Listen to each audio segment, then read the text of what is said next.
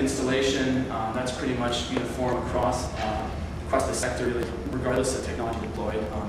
You need to be able to scale, and you need to have an understanding of the technology costs. You need to be able to push down that installation cost to a maximum amount. Because in renewable industries, the margins, as I'm sure those of you in the business know, are not large. It's not a business that you're going to get rich in. You can make a living sometimes, but for the most part, you're pushing down costs where you can. So to that effect, it needs to be really an understanding between all parties involved that it's a partnership from the supplier to the installer. There's nobody coming out with a return. Power purchaser, that sort of goes without saying in the context of the PPA. That's it's ultimately a partnership. The revenue stream for the electricity in any of these renewable energy deployments comes from, in a PPA context, the partner institution that will be buying electricity. If they're not there, that revenue is not there, and the entire project suffers, and you probably get in a lot of trouble. So I wanted to step back a little bit and try and address the topic on the discussion today. It's not my industry, not my business, but I can give a bit of a perspective on it that I think is reasonably well informed. The renewable energy market, as I've tried to underscore already, is entirely driven by policy.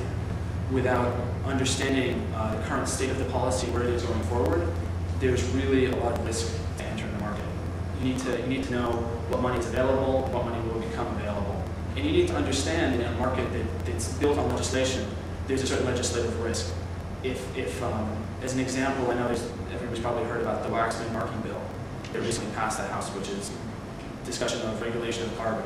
If that goes into effect, a big if probably, but if it does, and is in place for 5 or 7 years, probably the industry, there is no prevention from the next administration 2 or 3 terms down the road from coming in and trying completely. There's a precedent for that in the United States. That doesn't mean that it's not a very real possibility. That's a risk business, but at the same time, in a market that's not standing on its own 2 feet, that's the answer. The simplicity of dealer renewables is something I think that has gotten a lot of press recently, and to a certain extent it is. Installing solar is not the most technical electrical jump out there, although if you're doing a couple of you, I would recommend having a master electrician. In terms of the actual mechanics of it, it's straightforward enough. In terms of back work that goes into contract negotiation, that goes into financing, that goes into bringing together a deal in a successful business on any scale, large or small, there is quite a bit going on. It is not a simple process. It's a developing industry, but it's an industry that's very much developed its own way of sort of doing things, a norming, if you will, of contracts that are required and the work that surround those. So to that extent, it's been a blessing and a curse, I think, to see all the hype around green energy, because I think it's tremendously positive to have all this energy going into it. But I think in the end, it can make it difficult to secure financing for the parties that are coming in and are qualified and are doing good work. And it's not to say that everybody isn't, but I think it's like anything where there's a big buzz surrounding it. It needs to be understood. Within the financial markets, project finance, that's definitely thawing, and we're positive about 2009. I think it's been a difficult year for everybody in all sectors, but before we start the year, we're really good about deploying. The VC on it, and I think applications are up tremendously from the capital front. There's and it's getting a little bit earlier about brown green business makes it so that everybody's looking at financing, which makes it very difficult to sort through the real projects, the real opportunities, and those that are a good idea, but maybe some technicalities aren't there. So to that degree, I think it is going to be a tremendous opportunity that will really be the driver in the 21st century. I think we're creating not just a new economy, but we're really looking at a new way of approaching existing systems. It's a complete departure from the economic structure of the customer here. It's a matter of looking at infrastructure. It's a matter of looking at how we use energy. And I think that's one of the fallacies, is that energy efficiency is not necessarily energy. It's just using it wisely.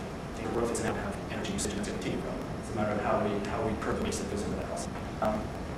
And I think really the beauty of this industry going forward is the macro and micro implications it has for the economy and for creating jobs. Without a doubt, there will be $1 billion, if not larger, worldwide trading carbon. There already is.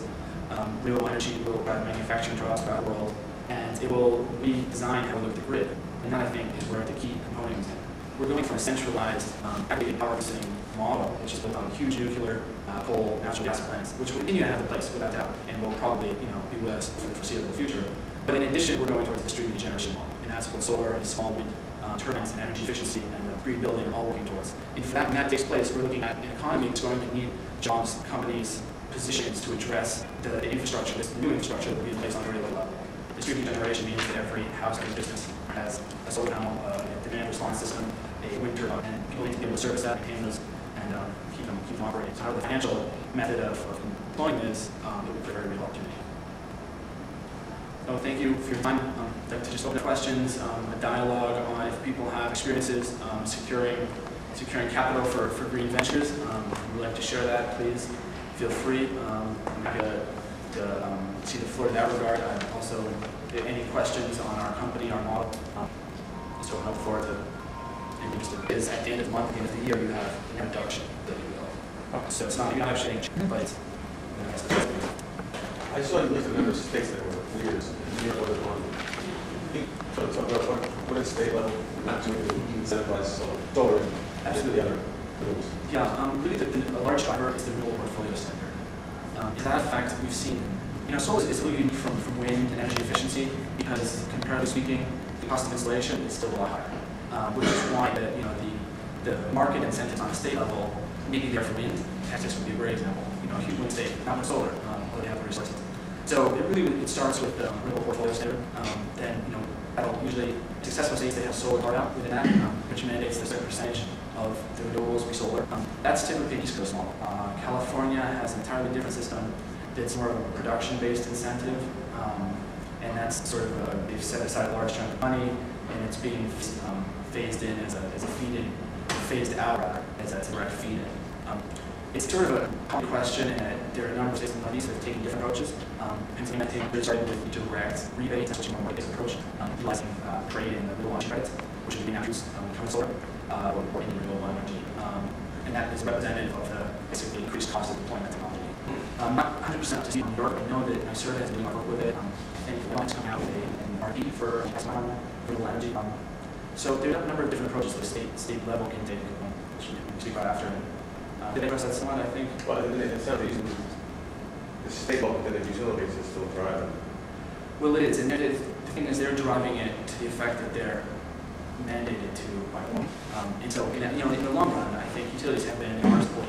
It's just a matter of, especially in regulated models, they're required to protect their ratepayers.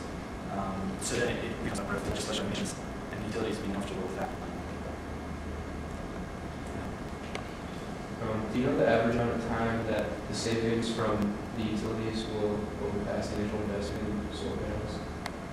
I don't think there really is an average. I'd say it's completely dependent. You're basically looking at what you're paying. How much are you using on a daily basis. The more you use, probably the lower electric rate you have. If you're in the southern part of the U.S., you're going to be able to get a lot higher yield out of the panels, and that's going to help you, offset the bill a lot faster. I wouldn't even want to sort of hazard a guess, but it's anywhere from, it's about it. Yeah, just quickly on the NYSERDA point, I was surprised actually too